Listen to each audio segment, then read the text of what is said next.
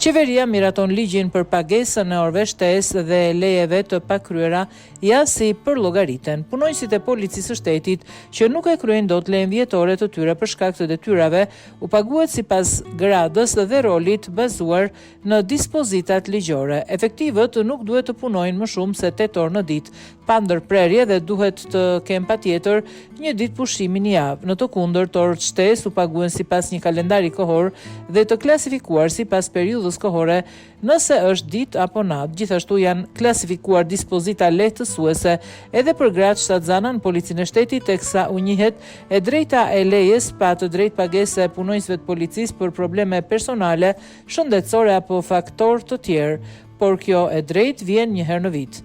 Këto janë kriteret e reja të miratuara në mbledhjen e Këshillit të Ministrave 17 prill mbi përcaktimin e rregullave dhe procedurave të kohës së punës, pushimit, trajtimit financiar kur nuk i kryen lejet dhe disa kushte të veçanta për gratë shtatzana në polici. VKM vjen pas propozimit të Ministrisë së Brendshme dhe Policisë së Shtetit në mbështetje të nenit 100 të Kushtetutës së Neneve 76 deri 108 të ligjit numër 7961, datë 12/7/1995, kodi punës i Republikës Shqipërisë të ndryshuar dhe të neneve 100.7, 100.5 dhe 102.4 të ligjit numër 82 fraksion 2024 për policinë e shtetit.